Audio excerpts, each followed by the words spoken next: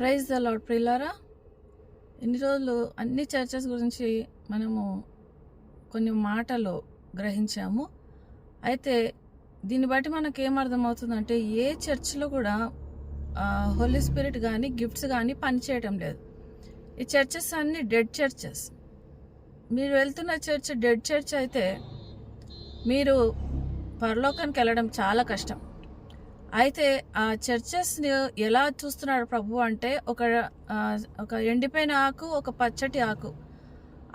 ఈ ఆకులలో ఎంత డిఫరెన్స్ ఉంటుందో ఆ చర్చెస్లో అంత డిఫరెంట్ ఉంటుంది. సో హోలీ స్పిరిట్ ఉన్న చర్చెస్ ఆకులాగా పచ్చగా ఉంటాయి. అయితే డెడ్ చర్చెస్ ఎండిపోయిన ఆకులతో సమానం. వాటిలో జీవమే లేదు, హోలీ స్పిరిటే లేదు, గిఫ్ట్స్ పనిచేయట్లేదు. మీరంటే అలాంటి చర్చెస్కి వెళ్ళి ఏ మాత్రం లాభం లేదు, మీకు లాభం లేదు, మీ తరాలకు కూడా లాభం లేదు. కాబట్టి పరిశుద్ధాత్మ కార్యాలు జరగాలని ప్రభు కోరుతున్నాడు. ప్రతి చర్చిలో ఒక డెలివరెన్స్ మినిస్ట్రీ, ఒక హీలింగ్ సెల్స్ ఉండాలని దేవుని చిత్తం.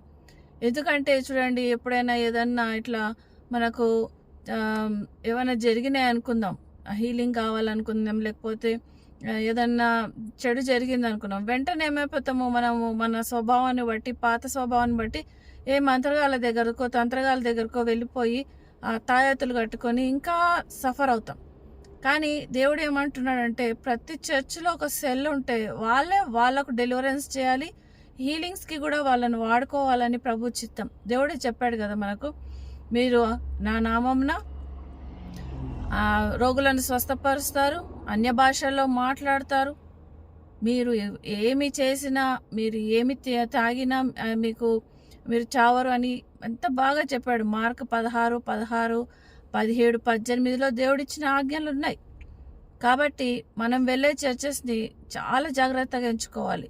గిఫ్ట్స్ పనిచేయాలి, పాస్టర్కి ఉండాలి, కాంగ్రిగేషన్కి ఉండాలి, ఆత్మలో కనపడాలి, ఆత్మలో ఆరాధించేవారు కావాలి. మాటతో ఆరాధిస్తాను, ఆత్మతో ఆరాధిస్తాను అంటున్నాడు కదా పౌలు భక్తుడు. కాబట్టి మనము ఎలాంటి చర్చెస్కి వెళ్తున్నాం? మీ దగ్గర ఏ చర్చ్ లేదనుకోండి, మీరు ఇంట్లో ఉండడమే దేవుని చిత్తం. మీరు ఇంట్లో ఉండి ఒక చిన్న మందలాగా ఉండి దేవుని రాకడ కొరకు కనిపెట్టుకోవచ్చు. దేవుడు మిమ్మల్ని విడిచిపెట్టాడు. కాబట్టి మీ చర్చెస్ని చాలా జాగ్రత్తగా గమనించండి. ఒకరి భారంలో ఒకరు మోస్తున్నారా అది కూడా చూడండి. మనం చర్చికి వెళ్తే ఒకరి మొహాలు ఒకరు చూసుకోం. అలాంటివి కాదు దేవుడు కోరేది. కాబట్టి బైబిల్ అనుసారంగా, వాక్యానుసారంగా, ప్రభు చిత్తానుసారంగా మనం నడుచుటకు సాయం చేయను గాక. దేవుడు మిమ్మల్ని దీవించును గాక.